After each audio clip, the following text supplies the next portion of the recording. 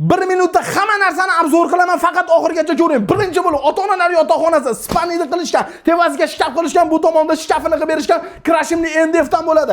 Eshikni ochamiz, batta detskiga chiqamiz. Ikkita bola uchun do'stlar spaniy qilishgan. Bu tomonda partasini qilishgan, bu tomonga shkafini qilishgan bo'ladi. Undan tashqari do'stlar, xuddi mana shu ko'rib turgan NDF eshigingizdan 10 ta, mana shu ko'rib turgan romizdan 5 ta qilib berishgan bo'ladi.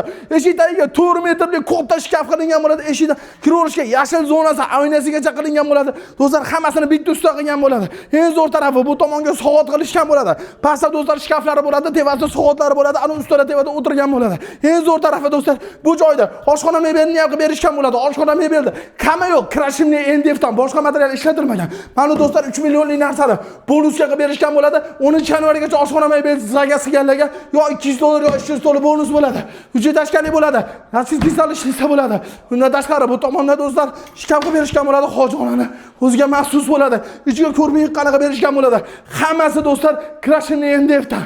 Aytib o'tganimdek, shkaf ham, nariga oshxona mebeli ham 10 ta mana bunday NDF ishi, 5 ta romi hammasi bo'lib, usta haqi xomashyo, hammasi 11 ming dollarga 2 oy davomida bitkizib berishdi.